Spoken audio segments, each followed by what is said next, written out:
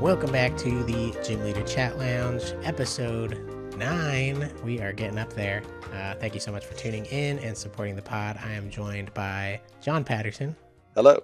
And we have a big episode for you guys this week. I know before I said we're going to get into 3K discussion, but we have a lot to cover. A lot of drama happened this past week. We've got some new bans potentially on the table introduced by Tricky Gym. We've got our Full Grip League night to cover. We also have some comments to respond to. So we're going to get into all that and more, and then look forward to the 3K tier list and discussion pre-show next week when Tony is back with us. Yeah. So John, how was your week? Pretty good? Pretty average? Yeah, we are 2 weeks out from the Perfect Order set release. So this weekend I actually got to spend playing in a couple of pre-releases. So had a good bit of fun at those. Those are a fun format to do once every few months, and acquired both Pokepad in English and the Telepath Energy, which is the two cards you're really looking for out of this set. So some goodies there. So Nice. And pull anything good? a couple of art rares. I got like the Dewblade art rare, and then um, the Clefairy art rare. So those were cool. I got the Dewblade deck both times, and that thing is crazy strong in the pre-release format. The Dewblade has the attack for double colorless. You reveal any number of Hone Edge, Dewblade, and Aegislash in your hand. Don't have to discard them. Don't have to shuffle them back into your deck, and it just does 60 damage for each. So Dang. there was several times I was swinging for 400 or 500 damage with the massive hand of, because you got to put in the pre-release, you get to put more than 4 of any copy in, and I both times Right. I pulled like a couple more of the lines. So that deck was really strong into the rest of them. Nice. On Twitter, I was seeing most people say the Tyrantrum deck is like busted, and on paper it seems like it would be because it's like a single prizer in pre-release that gets up to 320 HP and only needs 2 energy to attack.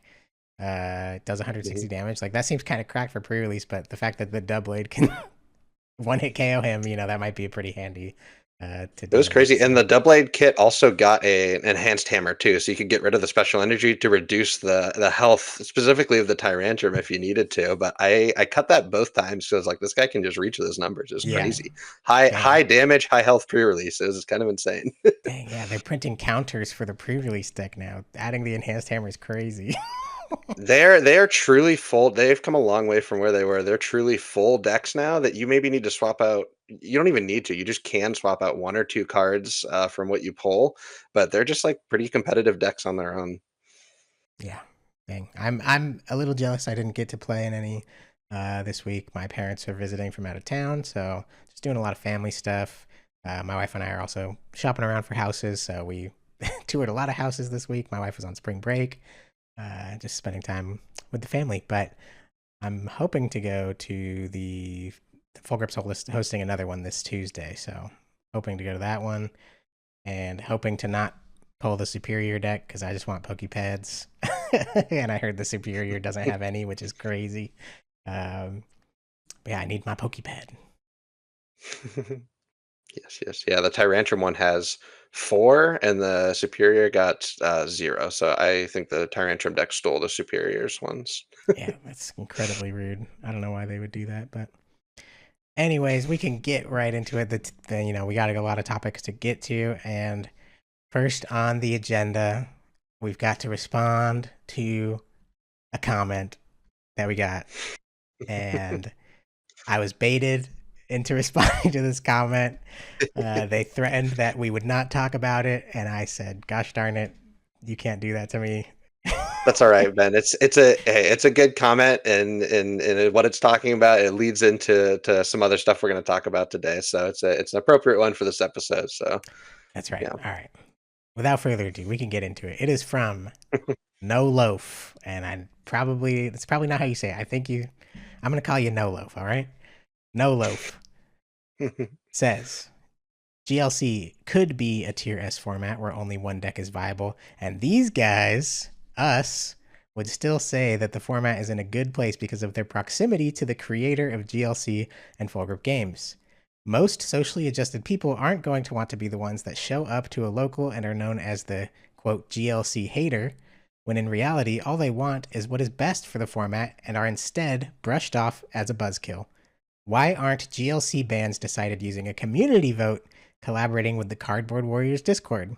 I understand Andrew Mahone created the format, but shouldn't more people, especially full grip 3K winners, have a say in what should be banned and unbanned? These are the types of questions that will never be asked on this podcast. Absolutely never. There's no way we're ever going to talk about this. Um, Here we are talking about it. Okay, so let's talk about it. And it's a long one. There's a lot happening in this Mhm. comment. So maybe we could just go piece by piece. First off, the fact they claim that we'll always say that GLC's in a great place because of our closeness with, just being players at Full Grip, knowing Andrew personally, interacting with him face to face. So because of that, we're never going to criticize GLC or Andrew. And just to address that, first off, I think in the last episode that you commented on, John said he disagreed with the double colorless ban and wished it had been a little different. So, like in the episode you're commenting on, we have an example of a disagreement already, okay? And maybe it's just not up to your standard of how critical we should be. We might not share your opinion that the format is suffering, but we are not, and when it comes to the format and how where the state of the format is, like I have no need to just always say it's good. If it sucked, I would, because I have face to face with Andrew, I would tell him. I'd be like, bro, like you got to do something about this, because I care about it. Uh, what do you think of this claim, John? Yeah, it's interesting. It's definitely one I could see a valid perspective. Someone who is like, well, there's this whole big community out here, and we have this one locals making all these decisions, and they're the ones that get to, be the people close, whispering in Andrew Mahone's ear and agreeing with things and kind of being a um, oh, what do they call it when it's like Like a an yes echo man? chamber, basically? Yeah. Yeah, like a yes man, an echo chamber, all these opinions. So, but like, there's definitely, differences of opinions flying around there. 7 minutes in, and I will do the first Alex Carpenter mention of the podcast. He was the biggest advocate for Marshadow's ban for like 6 months to a year before Andrew ended up banning that thing. So yeah, it's just like if you're in if you're in our locals, you will see like there's genuinely a lot of disagreement on things. It's not all of us. We're not a hive mind. We're not all thinking the same thoughts. There's definitely some good discussion and opinions going on there. So yeah, I can see the validity of thinking this, but just to give a perspective, sort of from the inside, if you value that opinion, then yeah, I think there's a lot more disagreement and discourse and discussion just in the space of our locals alone.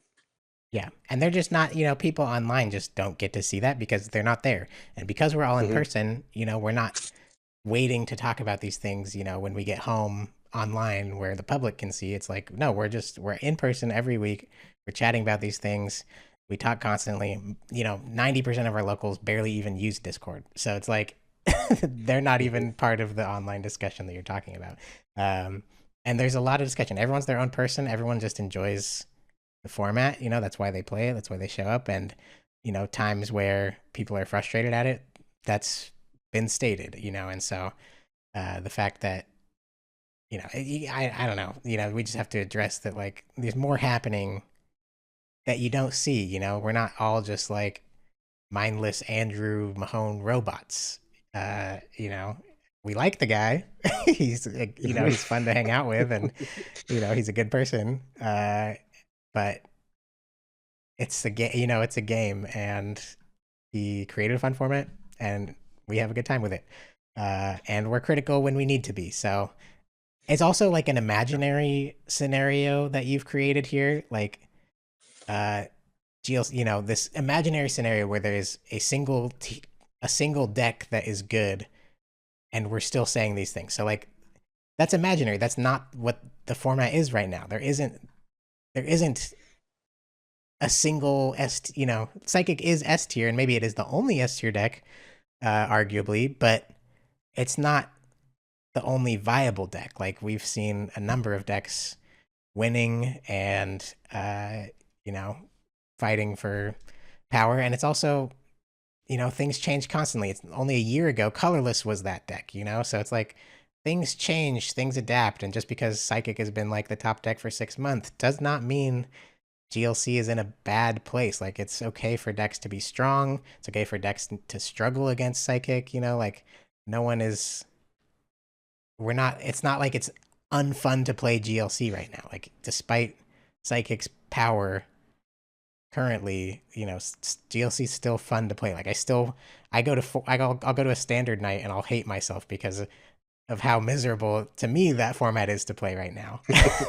And I'm like, God, I wish I was playing GLC. Like that's genuinely just how I feel. So I don't know. Yeah, give us a little bit of a chance here too, because we're on episode 9 of the podcast, so we're 2 months into this thing. GLC, very slow changing meta, slow changing format. So let us take a couple, ups and downs on the roller coaster and share our opinions on things, before you judge. Yeah, we've had one new set since the podcast started, Ascended Heroes, Mhm. and that didn't change the meta much. So I don't know.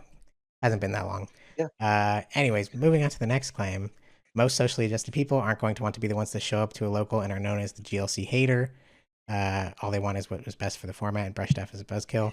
The attitude and tone of this comment makes it sound like you're showing up and being like, Psychic's terrible. Like, why won't Andrew Mahone do anything? Like, this isn't fun to play. And if like that's the vibe you're bringing to a local, like that's not what the local is about. The local is about like meeting up with people in person, playing games together, talk. So maybe like just shift the tone.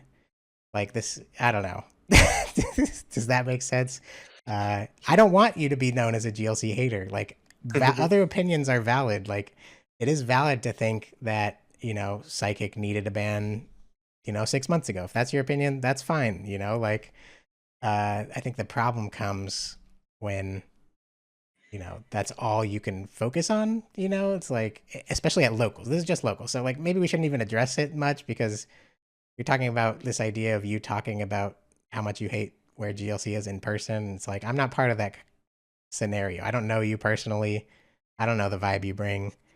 I'm sorry if people just see you as a bugs kill. That would be sad to me if that's how I was labeled. So I don't Yeah, know what to I say guess to my that. no, my piece of advice. I guess if you to anyone that feels like they're known as the GLC hater at their locals, there's plenty more things to talk about than the state of the format.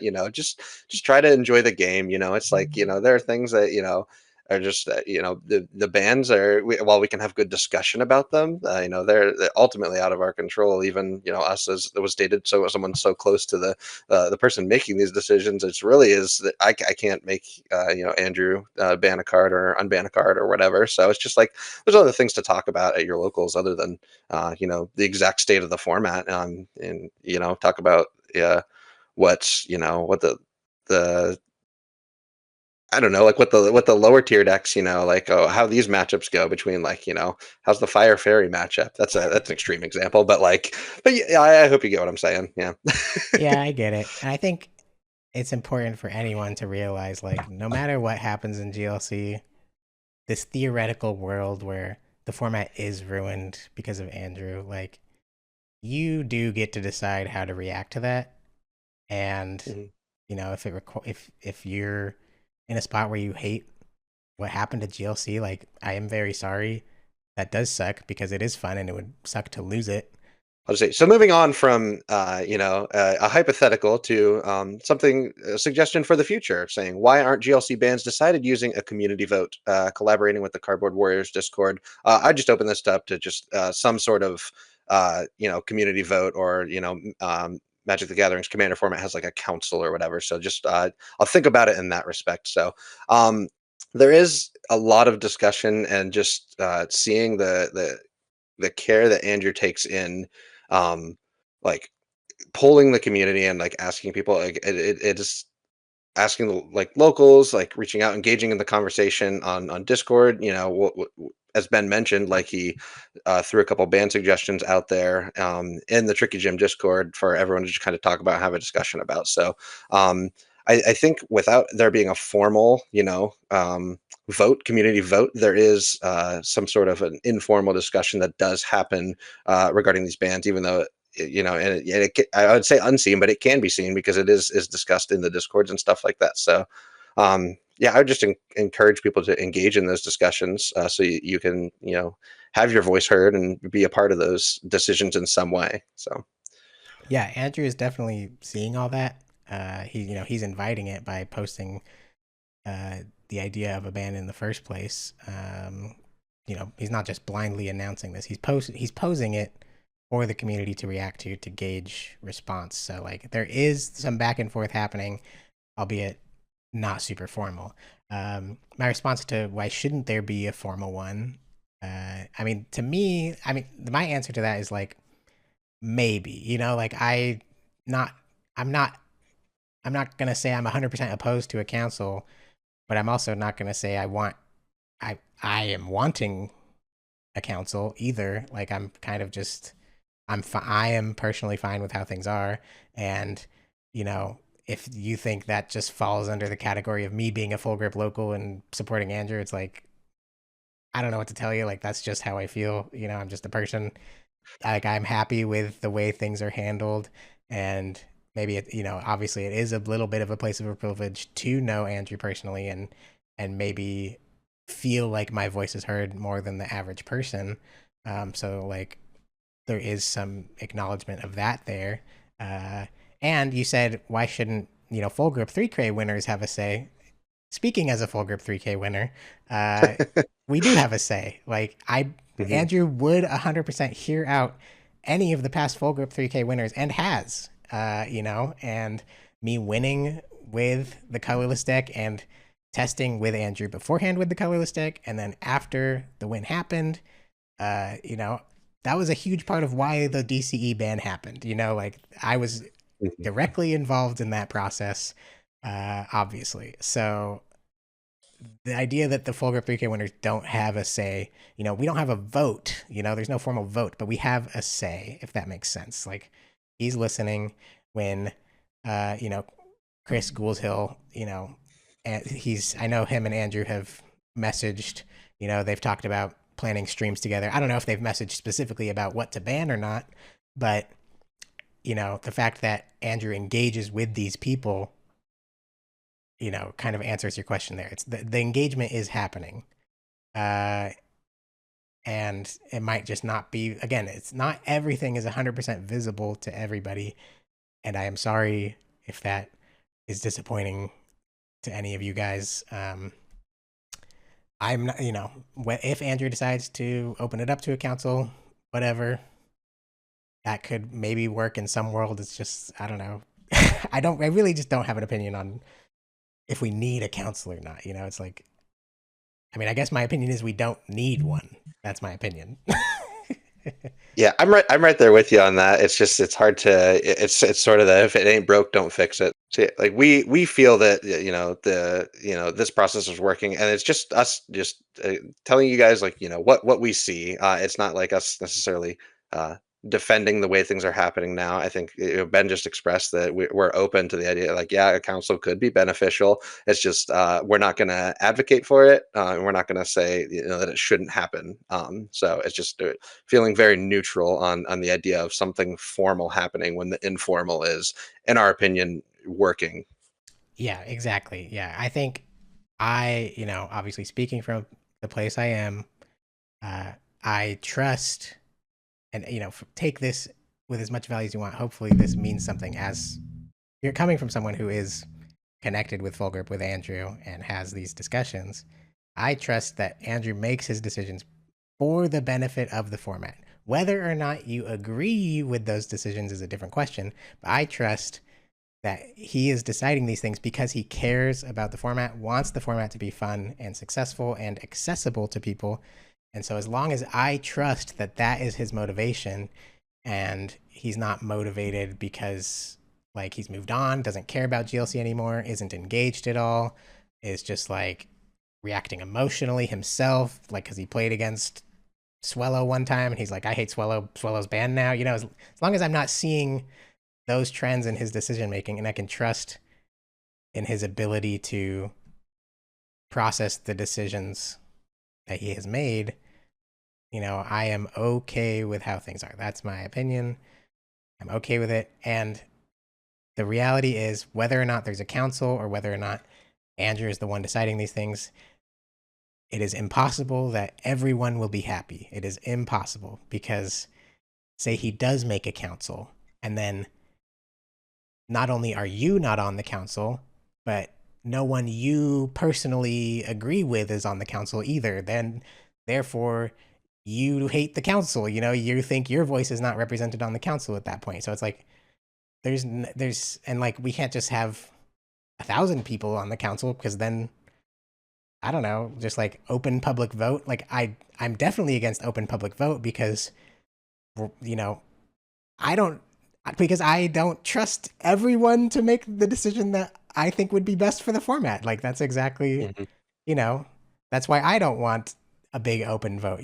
So it's like that's a scenario where I am one of the people that would be unhappy. And not saying like it has to be a scenario where I'm happy, if that's what ends up happening, I would be personally bummed just like you're personally bummed that there's not a council. Like that's fine. Like it's just like I'm sorry if that's the group you fall under. Basically, it's like we cannot solve this in a way that everyone is happy, unfortunately, and that's just the Yeah. reality. It's about trusting in the process, whatever that process may be. It's like you said, it's not going to be something that makes everyone happy. We shouldn't be fighting so that everyone gets to be made happy. And it's like, as long as whether it be a council, an individual, if it was somehow a group community vote was like working and putting the GLC in the correct direction and had GLC's best interest in mind, that's what I'm for, and that's what I'm open to. And Yeah, I think would you agree with that, Ben? 100%. Yeah, if the council was created and everyone on the council, yeah, like you said, had GLC's best interest in mind, even if they ended up banning something that I didn't agree with or unbanning something, as long as I was still showing up on Thursdays and having a good time playing, then I would, I'd make my voice heard in the Discord. I'd say like I don't think you should do this, yada yada, like everyone is doing now, and that's just the world Mhm, I'd live in. Like that's just the world that it would be, and I would have to just mhm, be okay with that. And if I'm not okay with that, I could find something else to do. Like I don't want to say like if you're not okay with how it is now, you should find something else to do. Like I want everyone to enjoy GLC. Like that is my true desires. I want everyone to be happy with the game that we're playing and have a good time. So uh, I think the big takeaway from this is that discussions are happening. It's not like I don't think Andrew's not in this like small private bubble where he isn't hearing anybody else. And GLC to me is still fun right now. Like that's that's the gist of mhm. what we exist. If those things change, you probably will hear about it on the podcast. So like the idea that we would not address these things or never disagree with Andrew, that's just not the case. It's just so happens that in the format right now, I don't really have anything to disagree with. We're open to talk about whatever on this podcast and whatever the community is wanting to talk about, and we won't shy away from anything just because it's a hard discussion or a hard topic. So yeah, we're happy to talk about these things here, and we want to be a space for that here on the GLCL podcast. So Yeah. yeah. If there's other things for you viewers, if there's other things we haven't talked about that you really, really hope we talk about, feel free to comment it and we might talk about it. No loaf, despite me disagreeing with a lot of what you're saying here, I appreciate the engagement and the care. Like, obviously, you care about the format, uh, to like even feel any emotion about it. So, Yeah. shout out, fellow GLC player, uh, and best of luck. Anyways, that leads us into this week. Right after that, he introduced a new ban that might be on the table, Tricky Jim, on Discord. There's not a date on here, but I think it was after. It was Friday. Was it last Friday? It No, it was was no, it was after Thursday Thursday night. It night. was It was after Thursday night league. after league. Yeah. He posted this in the Discord. Screen cap is on the screen if you're watching. It says POV the chopping block, and we've got the ancient trait Natu in Psychic, and we've got Dimension Valley. These are the two cards after hundreds of messages after this to follow. These are the two cards Andrew said that he is considering for the next meta update, next ban potential for the format. And he's also said, just so anyone watching wondering, he's also said this will not happen until, if it does happen, this will not happen until after the Perfect Order 3K at the end of this month. So you don't have to worry about this happening, within the next 2 weeks. There's time, there's still discussion happening, other ideas being thrown out. So nothing is final.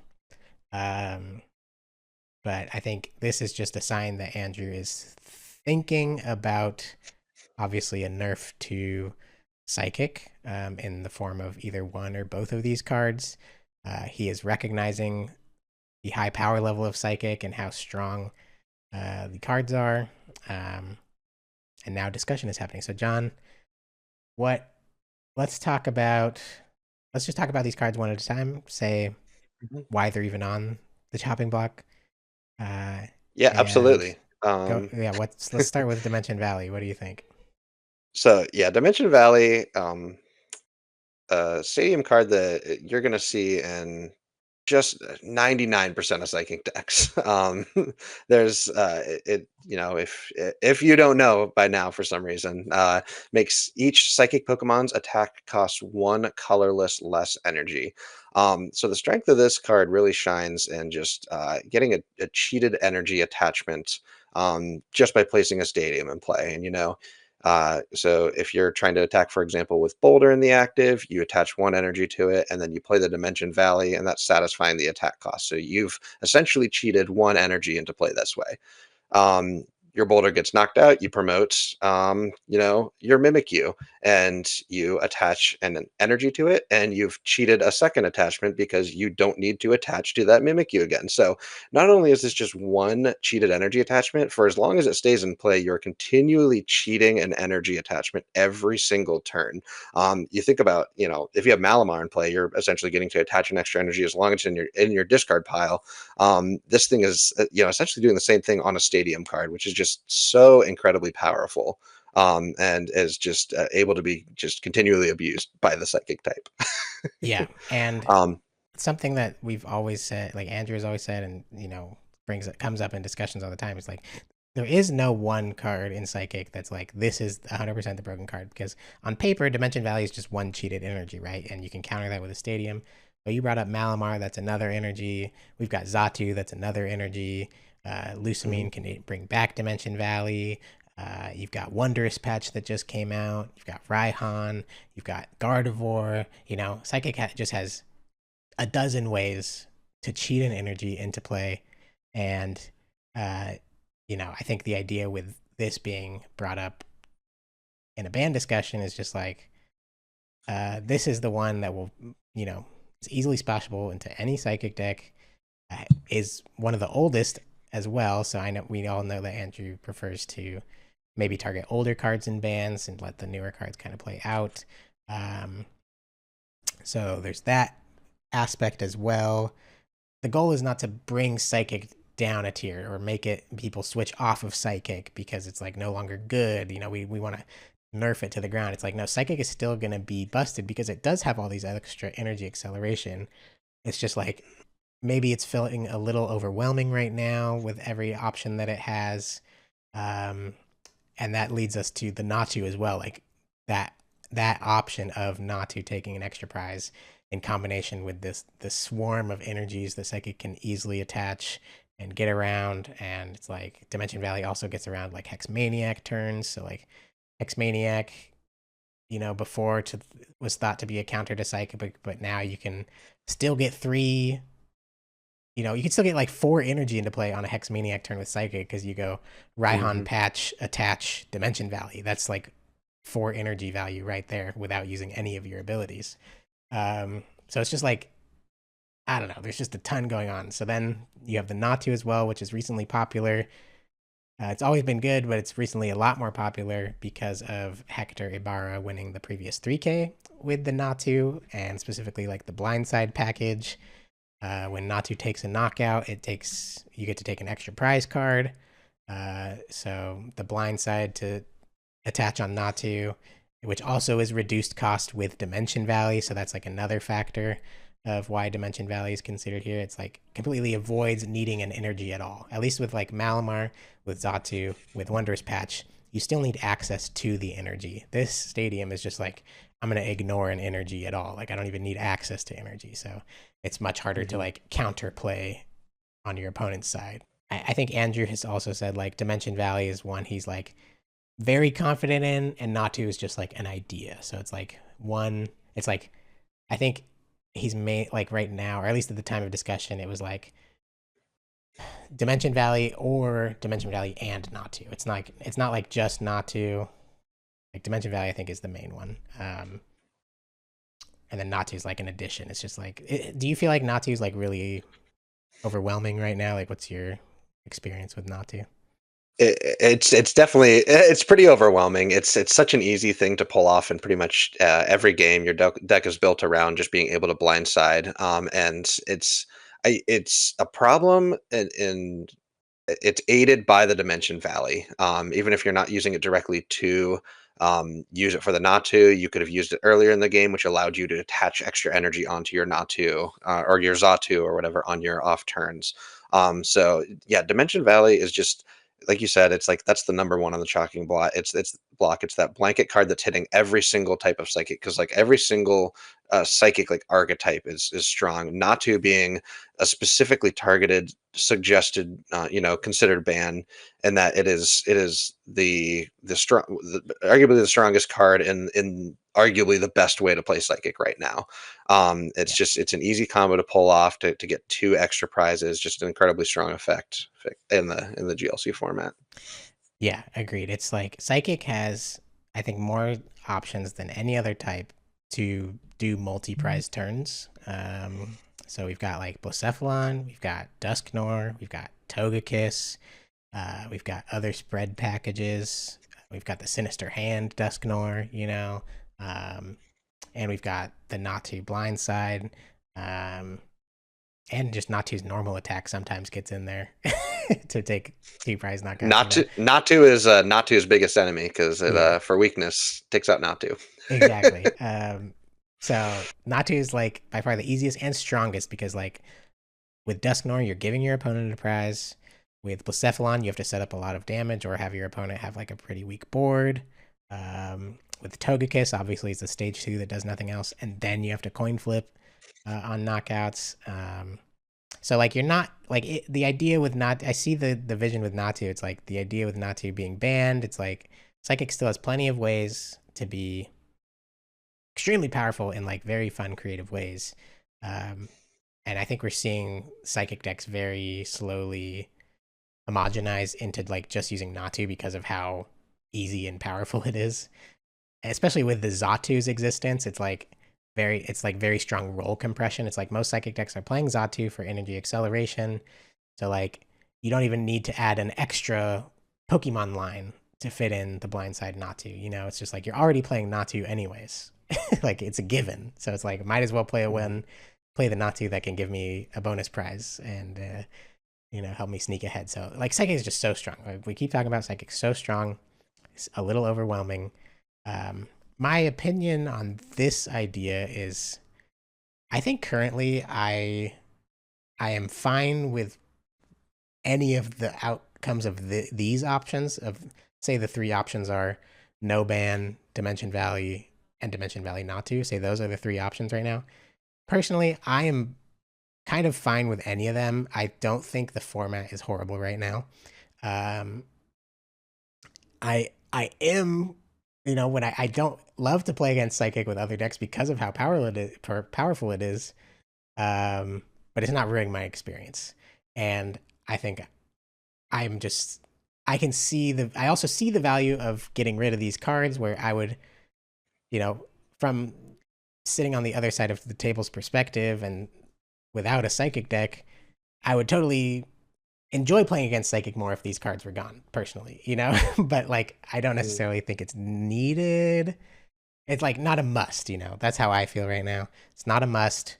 I'm okay with waiting a little bit, being a little more protective of the ban list.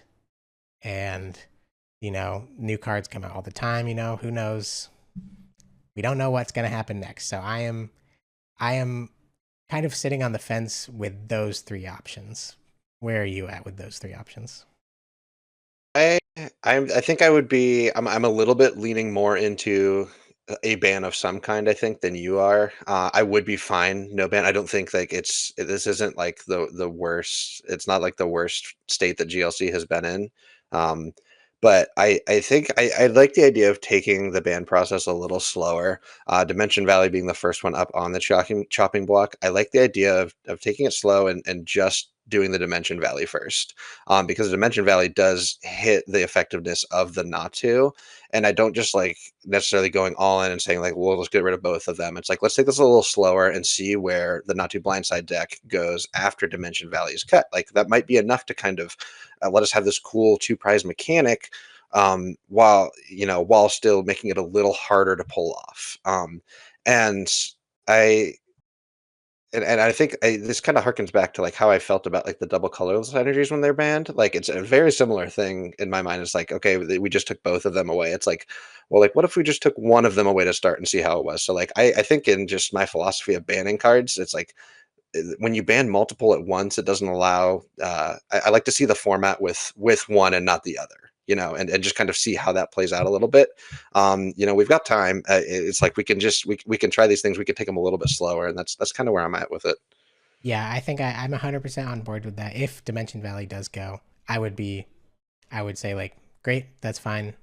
Let's see how things develop. I think I am definitely also on board with what you're saying about waiting a little bit. Let's not rush into both, because Hmm. especially since this is happening after this next 3K, we're going to have like a good 2 to 3 months before the next one.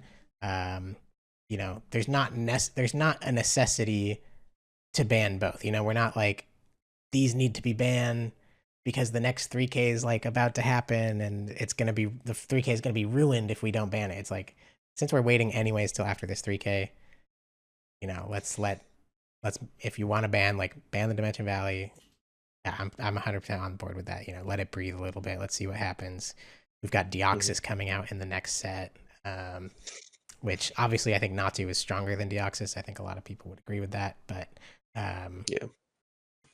yeah, I think a lot of people, as someone who loves playing Psychic, Natu is a really cool combo to pull off. Like, it is a fun combo to piece together. You've got to get the pings on board for the blind side, and it's overall just fun to play like a really strong deck. And I think keeping that around at least a little bit to see how it is without Dimension Valley is a good idea. Um, some Yeah. alternatives to those three options I've listed, though, have been brought up, that I did want to talk about. So it's like, okay, we're obviously talking about changing the meta. So what other options do we have besides banning Dimension Valley or banning not to? And some stuff brought up is, well, I mean, first, this Andrew said maybe we should just ban all ancient trait cards because when GLC was first created, they were not allowed, and it took a good couple months, if not like a year, before Andrew said, okay, ancient traits are allowed.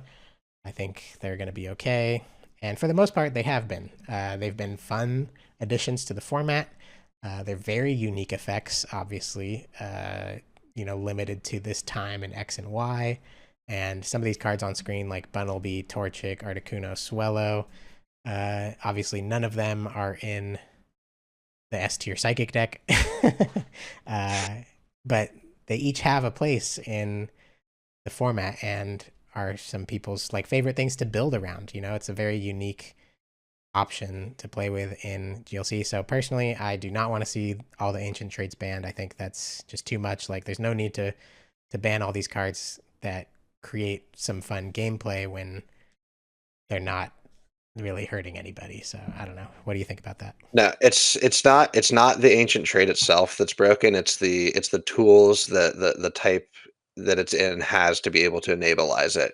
Taking an extra prize on a basic that has some of the most acceleration and easy way to put damage counters on the board, and to be able to use blindside is way different than like Swellow, on the last turn of the game, or with a muscle band taking out, a 70 HP guy, or with the um, crisis punch at the last turn of the game, being able to take two prizes. Like that's just like it's such a harder combo to pull off than doing it with the Natu. And so like that's really the only reason like I feel like the ancient traits are in question is just like looking at how strong the Natu is, but like you have to look at how much support these other types have to be able to use their ancient traits, and how easy they are to pull off. It's like if we were to like tier list these, it's like Natu is like in S tier of like the ancient trait trying to take two prizes, and these are all like in like maybe there's like a B tier and like Like Swellow is C, like like B or C tier kind yeah, and then you've of. got like Articuno and Torchic and Buttleby that are like C and like D maybe. Like I don't know. Yeah. It's just like it's not even close to the power level that Psychic is allowing Natu to have Yeah. um And honestly, a with it. big So, a big and reason for that is just the existence of Giratina. Like, it's it's an ability that is a guaranteed damage counter on your opponent's board, just if you get it out of the discard pile, right? So, mhm, almost no other type has that. I don't know if there exists another card where it's like guaranteed if you put this card in the right position, it's guaranteed to place a damage counter on your opponent's side. If Giratina existed in like say Articuno in like water, for example, Articuno would be played a ton, and Blindside would be so much easier to pull off, and like every Hydro Pump deck would play the Giratina, the Articuno Blindside, right? So like it mhm, is worth acknowledging like Giratina is like just the guaranteed damage counter is such a big mhm, buff to blind side specifically. And blind yeah. side is the best way for these decks to take multiple prizes. Um, so just acknowledging that. I don't think Giratina should be banned because I think it's a really cool card.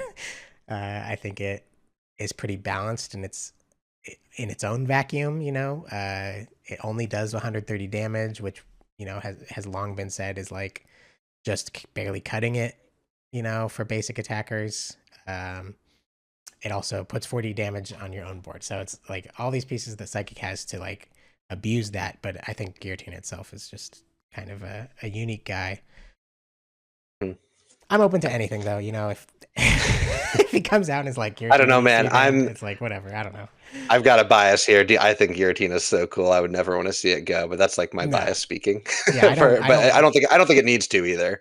I don't think it needs It to. feels like a very fair card. Like the Giratina Monkey Dory combo itself, like you mentioned, it does put the damage on your board for Monkey to use. Like that's fine. Like that It's feels like fun. good. Honestly, It's a it's fun fun. it's a really fun interactive way to use the deck. And then like okay, to go down a little bit of a rabbit hole here, it's like if Dimension Valley gets banned, it gets harder to pull off even that combo because like getting the energy on your Monkey Dory. So it's like just another Yeah. spot that Psychic is getting hit with the Dimension Valley ban. Agreed. Yeah, I don't want to take away like these fun interconnected options. That's why like Dimension Valley I'm more than fine going because it's not necessarily like enabling a specific unique fun combo for a psychic deck. It's just like here you go, have a Yeah. free energy, so it's like that's fine. Mm. Um, but yeah, if Giratina was in any of these other types, like they would be much better just because of blindside existence. Um, but yeah, the ancient trains don't need to get banned, in my opinion. I think they're fun. Uh, Another idea is unbanning, which is a option that has never happened in GLC up to this point. We've never unbanned anything since GLC's existence, and the ban list is very small. There's like what 10 cards. I don't know. Um, there is a little bit of precedent in the expanded format. There was a moment where Lusamine was banned, and then TPCI unbanned it because like Japan never banned it or something. I don't know the actual lore behind it, but I've heard from Natalie that there was a time when there was an unban in expanded, so it's not unprecedented. And the card being discussed most for unban is one of the double colorless energies between Twin and DCE, just bringing one back And what that would do would be, boosting the power level of colorless, obviously, boosting the power level of dark. And the idea with this option is just like instead of taking away any of like these crazy powerful options from psychic, why not boost up some of these other types? What do you think of this idea? It's definitely interesting. I was curious. You said 10 on the ban list. Yeah, we got 12 on the ban list right now. So yeah, you're close. But I at first thought, like when this was brought up, I was like, I really just hate the rabbit hole it opens of like having an unbanned list because it sets a precedent that like it's like it turns into the Wild West in my mind. Like anything goes. We can bring things back. We can take things away. But the more I've sat and thought on it, I don't think that's like the worst thing in the world. It's I could see a world where a GLC a decade from now, where you've just slowly put things on the ban list, the powerful cards that are enabling these really strong types on the ban list, and then you look at the ban list and it's got 25 cards on it or something like that, and you're like, well, all of these types. Here's this broken grass card we banned, and here's this broken lightning card, and this colorless enabler card, and psychics.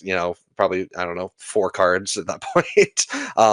And you're like, well, what if they all just had these back? So it's like um, you know just getting rid of like the strongest things that these types have that's making them so good isn't always I don't think it is always the best answer, and I feel like I'm more open after thinking about it that like bringing things back isn't the worst thing in the world, because like we want to be able to do these fun engaging like we've said it a bunch of times now, like Zatu's fun. It's really fun to pull off these strategies, and we don't want to like just keep getting rid of like the stuff that's fun. We just want to we want to get rid of the stuff that's making the game unfun. Right. So yeah, Yeah. I think I'd be open to things coming back. Yeah, I think I am at a point like, in the past I think I probably have said we're never we're never doing unbans.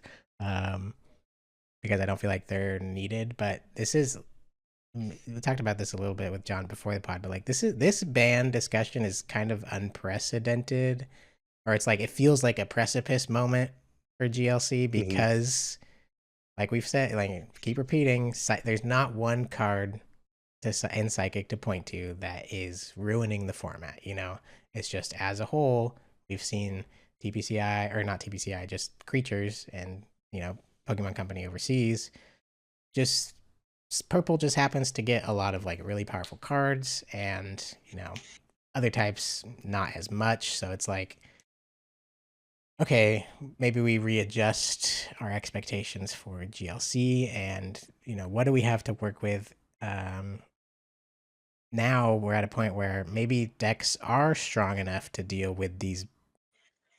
We could call the band cards like cards ahead of their time almost. It's like they were meant for a power level of GLC that we're like getting towards, but at the time of the ban, it made sense because they were just like too powerful in the moment. But if decks keep getting stronger and over time as new sets are printed, these cards might have more of a place in the format. So that's, I mean, that's just all theory. I'm Hmm. not saying necessarily DCE is that card to do that, but it is like an interesting idea. It is important to note like DCE does also work with Natu. It meets that blindside requirement, skipping an energy cost Hmm. without reducing damage. Like that's why DTE isn't really considered, is because DTE reducing blindside to 80 damage is very relevant compared to doing 100. Um, so Yeah, it would also DCE, enable the what's it called, Deoxys coming Deoxys, out yeah, too. that's the It other just thing. needs a couple extra energies. Does not have to be psychic. That's So the other thing. It makes Deoxys even easier. And normally, Deoxys is a card Mhm. that can't use Dimension Valley anyways, but it can use DCE. So it's like now this would just Mhm. be giving Deoxys like for free a way to like cheat an Yeah. energy when it didn't have one before. So like that's also something to consider with DCE. I'm not necessarily saying like that isn't okay. I like in theory the idea of boosting the power level of types and, like you said, kind of future proofing the format to keeping the ban list small, which we all know is like one of Andrew's biggest priorities. Yeah. Um, so I am open to exploring that option as well. I think it would be interesting to see how you know colorless and dark can keep up with psychic without any bans without Natu or D value being banned, if they have access to something like DCE. Like, does it feel better to play against? We have time. I think it might be worth exploring. Um, Mhm. two of the doubles coming back though. It's definitely OP. Definitely OP. Ben here, wanting the double colorless energy to be the one that comes back. I personally am a fan of the thematics of Twin coming back, being the card that in standard format doesn't work on rule box Pokemon, only on GLC legal Pokemon. That seems like the right double colorless to come back for me. John, if that's what is decided, I don't care. But if I had to pick, I would pick DCE because I feel like it's more iconic. I like this artwork better. This style of like almost base set artwork. DCE has been around since the WotC days. Like, it's just a cool card. It's cool looking. If it's twin, whatever. My stance is I just don't want it to be. I'd prefer it not to be like a one or the other clause because I just feel like that's kind of annoying to explain to people. Like they're like, oh, I can play twin. Why can't I play DCE? It's like every time you have to be like, you can, you just can't play both. Like, obviously that exists with like Boss and Lysander, so maybe I'm exaggerating that it wouldn't be too difficult to explain to people, but Yeah, I don't know. I think you're right. Just don't make it confusing. And I'm just splitting hairs here. DCE. I I just don't want to have care. fun with it. I don't care that much either. Yeah, I thought it was funny. just one. That all I'm saying is we don't need both of them back. That's all I care about. Right. Um, Another idea that I found interesting, and I heard this came from Brooke, who has top aided a bunch of 3K of the 3Ks with Psychic. I'm not saying she came up with this idea herself. This is just where I heard it. She might have heard it from somebody else, but she threw out the idea of Zatu being the one to be banned from Psychic. And like, that sounds a little crazy. Just without diving into the depths, I think this is kind of like a 10,000 IQ ban. It's like you really got to think about what the ramifications of of that would be for the format, because like on paper it's like you're banning an energy accelerator guy that's like sits on the bench, like why would you do that? Like, does that mean like if another energy accelerator gets printed, like are we capping the amount of energy accelerators in decks now? Like, is that the route we're going in GLC? Um, yeah, I think this is just a very specific way to make a very specific deck a bit more interesting in our very specific current meta. If Zatu is banned, the Natu deck, loses the extra energy, of course, which is the idea of like the D Valley. It also doesn't allow Natu to like evolve and attach to itself with Zatu. So Natu, if you want to play Natu, it's kind of like a lone guy at 40 HP. And it just like kind of nerfs Psychic deck in an interesting way. So I think it would be fun to do that for our current format right now. Like, I do think that is an interesting way to adjust the Monkey Dory Psychic deck and how it's built in our current format. I just don't think you can really justify long-term Zatu being the one that is banned, like on a paper.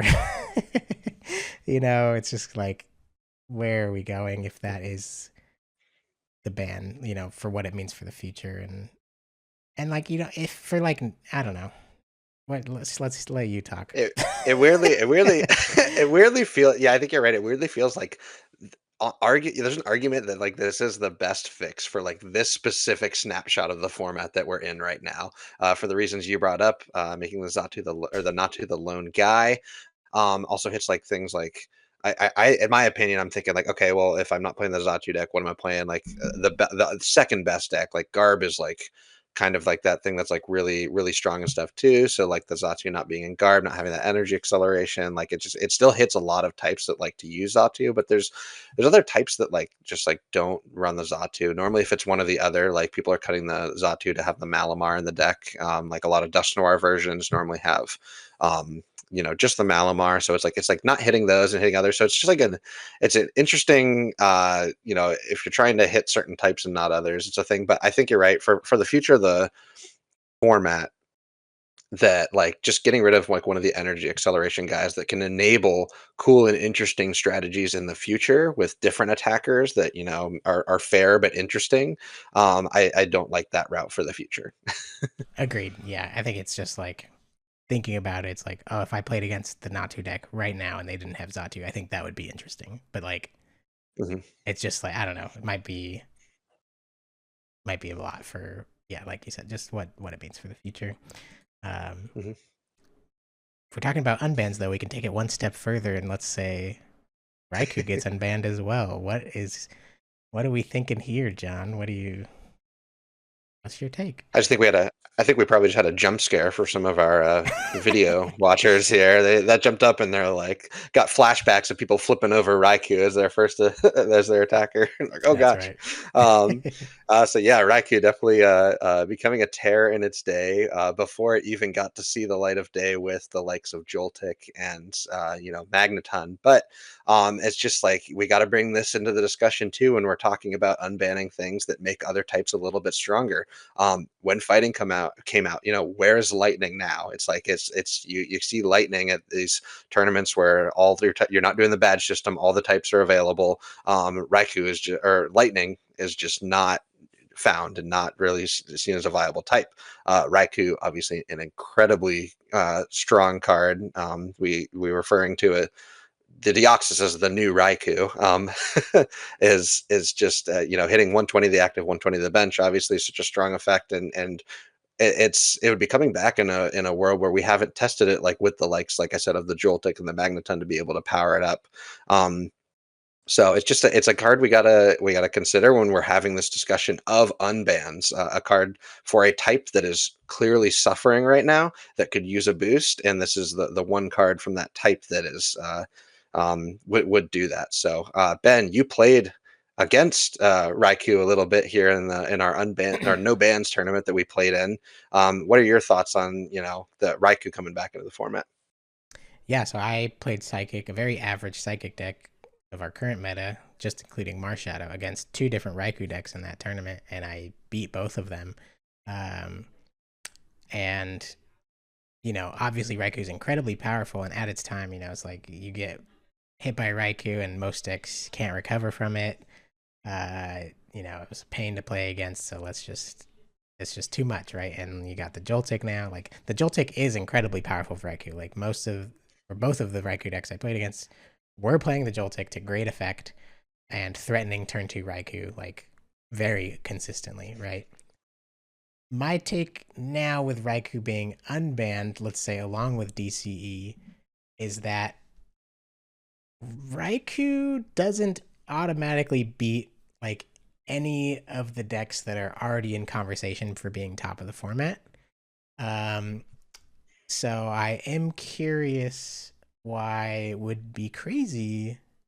Why would is it really crazy to bring Raikou back and bring Lightning into the conversation again in this meta? Because when I think about like some of the top decks, we've got Psychic, which has all the tools to beat Raikou and Bench Barrier, Mimikyu, Wobbuffet, incredible, Iron Boulder, which survives a Raikou attack as one of your best attackers. You've got the non-two blindside to do, you have so many tools to deal with the Raikou deck, all right? So Psychic's not super worried about Raikou coming back. It does not push Mhm, Psychic out of the meta.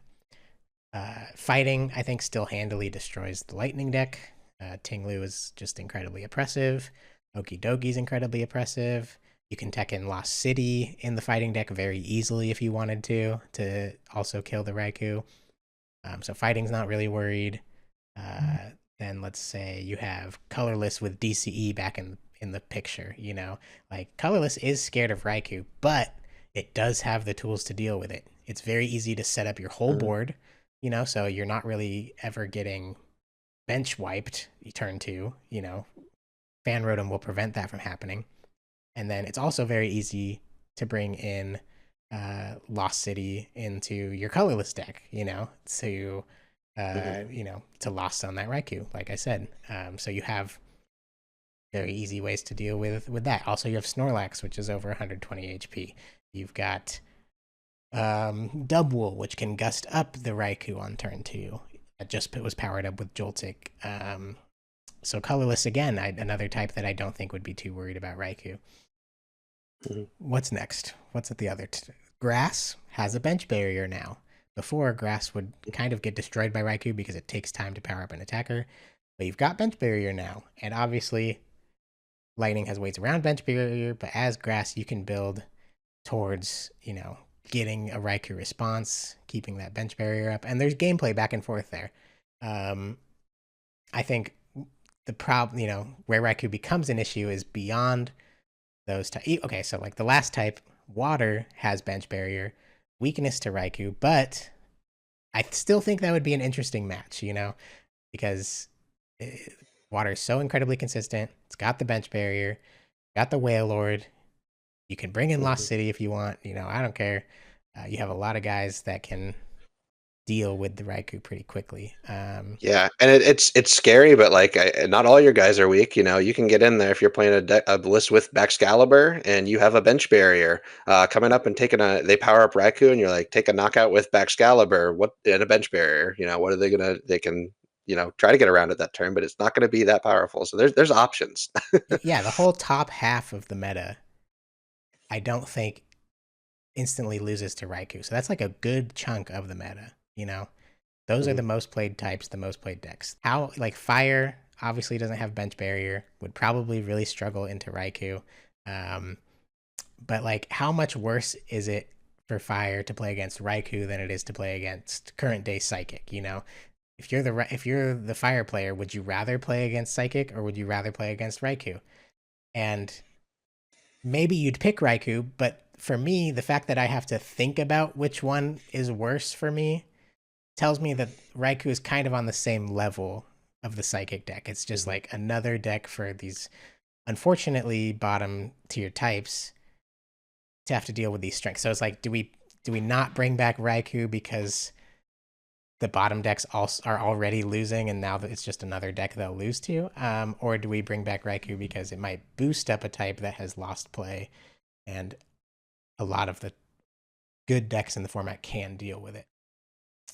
So a lot of that sounded like I was really advocating for Raikou to come back. I'm not necessarily on that page. I do think it would be interesting though, and I do think it would not ruin the format. That's why I'm saying what I'm saying. I do not think it would ruin the format for Raikou to be back, but I also am totally fine if he doesn't come back. That's my position, just so it's out there. But I want to hear what you actually feel if Raikou came back. Like, do you feel like you'd hate to see that, or where you at? Um, yeah, I don't know. I feel really torn on this one. Like I feel very 50-50. It's like Lightning, as I said, like right now is in such a rough spot, but it's like, is the Raikou like too much? And again, it's like you're saying, the top half of the meta we think can handle this, but it's like, where do you balance that with like, okay, what about the bottom half of the meta? It's like, would those, decks that could be run over by a Raikou, would it be that much worse for them than a Psychic? Honestly, I think Psychic is just like so strong right now. It's like I feel like I'd rather be facing like anything else than Psychic. It's just like you look at Psychic and it's got like the not just the acceleration and like the strong effects, but just like the consistency pieces and the type specific like ball search cards and that sort of thing. So it's like, can Raikou even be necessarily set up as easily as Psychic can pull off their game plan? So it's like I'd kind of like to see it. I don't know. I'm like I'm at a 50-50 take it or leave it. This moment. I Yeah, wouldn't hate to see it. yeah. I think Psychic just destroys the Raikou, especially with Telepath energy coming out.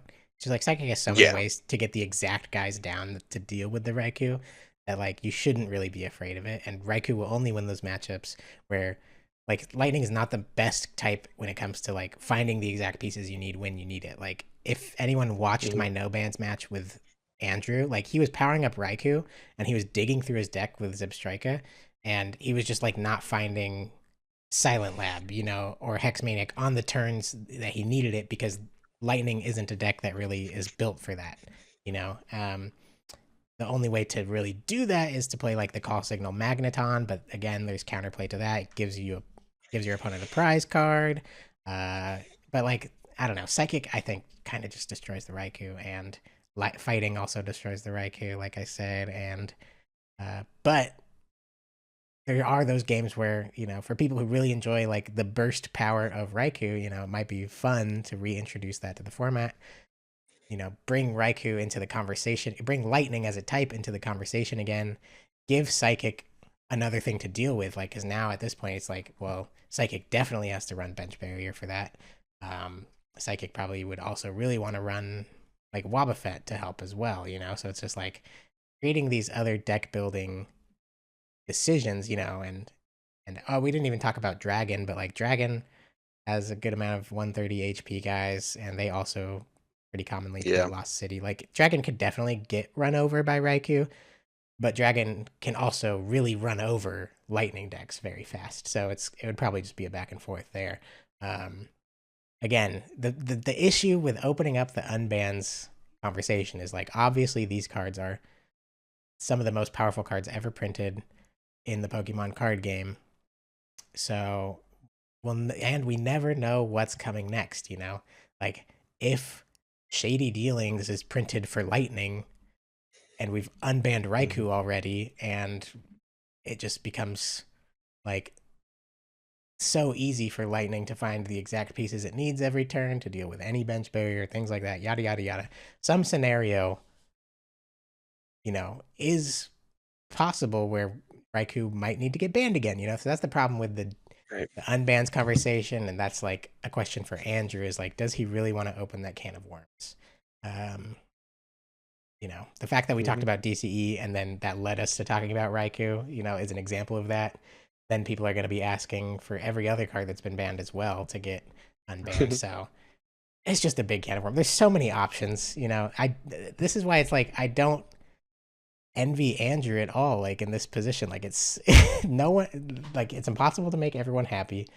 Uh, there's so many ways he could go with this, and it'll be a tough decision no matter what. For sure, for sure. But yeah, I mean, I think that's like mostly what there is to cover with the ban discussion right now. Again, this won't be happening for a couple weeks. Um, let's light up the comments here, though. More. We talked about whether or not Andrew's listening to feedback. Like the only way to make your voice heard is to use it. So go ahead, let us know in the comments here what your ideal situation is for um, the format right now when it comes to making this ban decision regarding Natu and D Valley. You want to see these unbanned cards come back, or do you feel like they would be too broken? Um, just let us know. There's no Yeah. wrong answers. It's just a very tough decision to make. So that it's an interesting time. We'll see what happens. We'll go ahead and move on now to our full grip locals this week. As Ben said earlier, was not able to make it out, having a busy week. As you can see, Tony, we haven't addressed this yet on the pod. Tony is not here this week again. What? Didn't even know. So I didn't even know. So it left me the lone defender of the pod at locals this week. As you can see, I did not fare very well. I'll share a little bit of my lightning woes later on, but ended up 13th place. Our top eight, though, we did have some. I will address. We did have some guests come in from out of town to try and heist a badge from and earn one for themselves. And all three of them ended up in the top eight here, which is really cool to see. So congrats to all of them. That was Will, Brooke, and Avery. All showing up. It was a welcome addition to have them join our crew this week and play some GLC with them. So thanks for coming out, guys. The rest of the top eight, though. So we've got the three psychic, a dark, a dragon, a grass, a water, and a fighting. That fighting being Will winning the badge with the RDT list. So congrats to Will. Taking a full grip badge down. So hopefully we'll see them come back out to the invitational that they have earned an invite to by winning a badge. We've also got Hunter on the Hydro Pump list in second place. Kai playing Mega Boom, a deck basically straight out of when GLC was invented. Swap out uh, the Meganium for swapping out the Meganium for the Venusaur, or vice versa. The Yeah. Meganium's in there now, bottom line. But really just kind of a shocker there seeing that list in the top four. So congrats to Kai for piloting that excellently, I'm sure. And then Brooke in the top four. So two of those guests in the top four. So yeah, incredible showing by that group. Yeah. No, impressive run from all of them. Obviously, me and Tony weren't there to defend Full Grip's honor, so I'm not gonna claim that they wouldn't have won if we were there, but just know that I was watching from afar. Uh, no, they're great players, and yeah, it was fun to watch. I did watch a stream. There were a lot of fun games on stream from the past week, so I would recommend checking it out. It is a 4-1 off in the top four. All top four players have a loss with a record of 4-1, and Will Connor ended up winning on the Resistance. John, you're playing Lightning. What happened? Yeah, yeah. So I mean, you guys know if you've been following the pod, I've just been kind of swapping back and forth between two types, trying to just grind out a badge with one of those, and I just kind of got tired of playing those types back and forth. Wanting to, as I've said before, just kind of wanting to talk about something different on the pod other than the same 59 cards that I played, 1 or 2 weeks ago. So Yeah, I got inspired by Hunter the other week. Just he was in our top. He top 8 or top 4 with Lightning? I think I just think he top top eight. eighted. Yeah, Yeah, but still an impressive showing for Lightning. We haven't seen a lot of fighting recently. Fighting yeah. keeps winning badges and stuff, so I was like, maybe I can just squeak But in it's been there. like Played a classic. the one person with fighting. Like this week, oh, there was only one fighting. It was Will. He got first, Mhm. and I think the week Chase won with fighting. He was the only fighting. Did Chase win with fighting, or am I misremembering? No, no, no, no, no. Someone else won with fighting No. recently. Peacock. Hmm. Peacock won with fighting, Yes. and I think he was the only fighting. So I think like 2 weeks in a Yeah, it's row. been like one fighting, and so just saying, you know what, I'm gonna dodge one person in the room isn't that unreasonable. So I'm like, maybe we can just get away with Yeah, playing and Lightning you this did week. I was dodge, inspired by Hunter. right? I did dodge. I did not play the fighting, Yeah, but I ran into some other obstacles. So yeah, which we'll get to. But yeah, congrats to our top eight. That was week 31 in the books. And let's take a quick look at Will's RDT list. There is a couple changes to notice here. Your common Pokemon lineup, no difference there for the RDT deck, but you've got first up on the second row there on the far right, you've got the startling Megaphone making appearance, in addition to the Field Blower. So 2 tool removal cards in Will's deck. I wonder if Will chose to do that because of the prevalence of Garbodor at full group games. A lot of psychic players at full group like Garbodor. Um, or is it just, to have an option to counter some, fighting decks play a lot of tools too. So getting rid of that focus sash. Also, it's just fun. Surprise. It's like a pretty strong. It's pretty strong to surprise opponents in general. So if your opponent is seeing that your field blower is down, and then they might be less careful with their tools, after that. So starting Megaphone can get in there for some surprise factor. I like that include. And then we also have the Penny at the bottom left, which is a card that says put one of your basic Pokemon in play and all cards attached to it into your hand.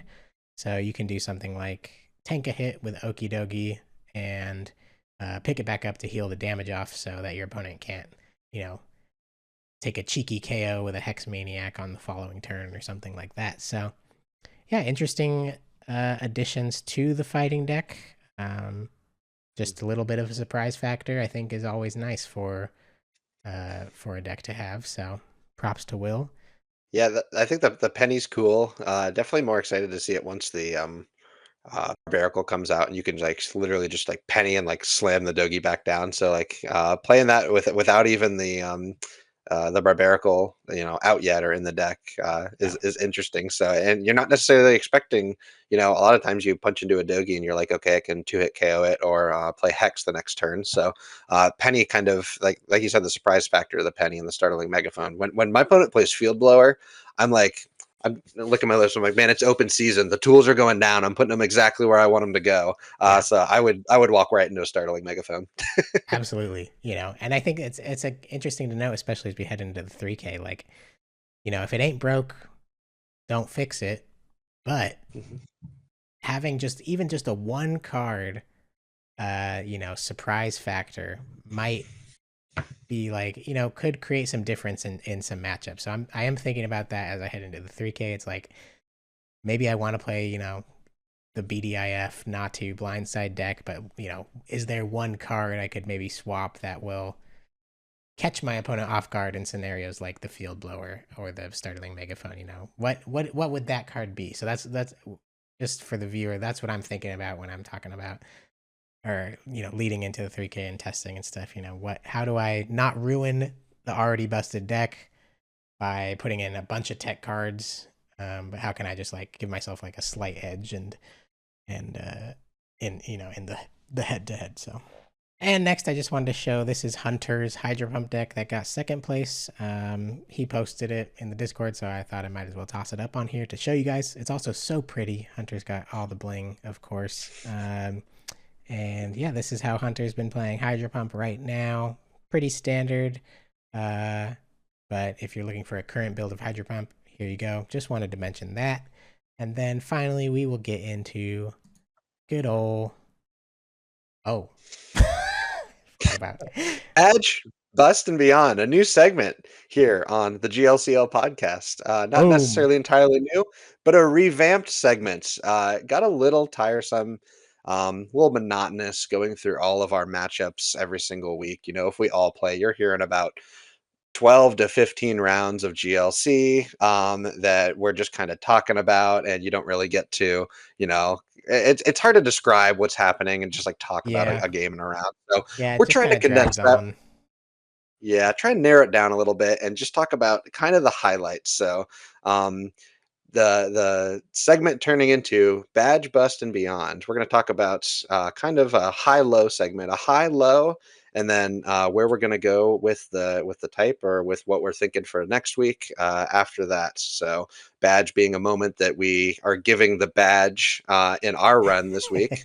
Bust being a moment that was just a complete bust. Could be a misplay, could be a part of the deck that didn't work, and then beyond, like I said, just looking forward. What are we doing next? So yeah. Yeah, really cool idea. This was, shout out John. John came up with this idea, and I think it's a great idea for us on the podcast. So Hmm. thank you, John, for coming up with that. If you guys hear this and you're like, go back to the old format, let us know that as well.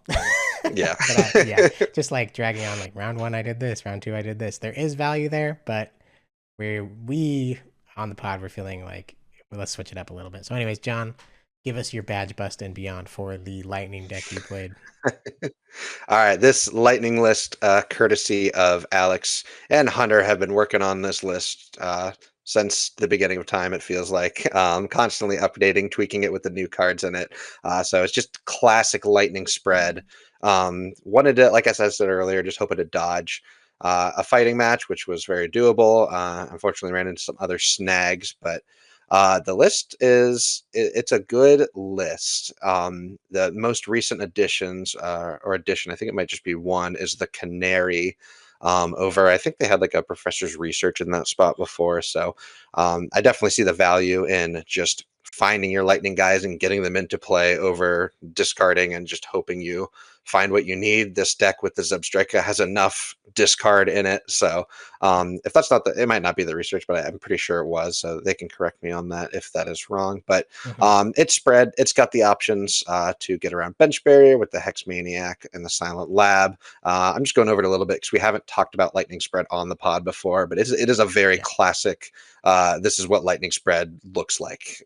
Yep. They've darn near perfected this list, I would argue.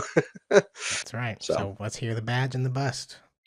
yeah, so So anyway, yeah, so I'll go into yeah, badge moment for this deck. Not necessarily myself a play, but just I was really surprised. I hadn't run this deck much before. I was really surprised in a matchup that I felt was kind of hopeless in the Monkey Dory deck with a bench barrier and that Mr. Mime. I was like, gosh, this feels like it's an impossible matchup. But really just took two prizes early with the Zapdos, and so I'm down to four prizes, and then um you're able to I was able to silent lab and then use the electivire and then follow up by using Lusamine to get silent lab back and use the Regieleki. And that took three prizes even while they had their bench barrier and Monkey Dory in play. And that just kind of blew me away. I was like, wow, that was like actually a doable play that could happen. So really cool to see the deck perform in a matchup that I felt was kind of hopeless. The bust moment, my bust for this is going to be uh, I just I don't like the draw and consistency engine in this deck.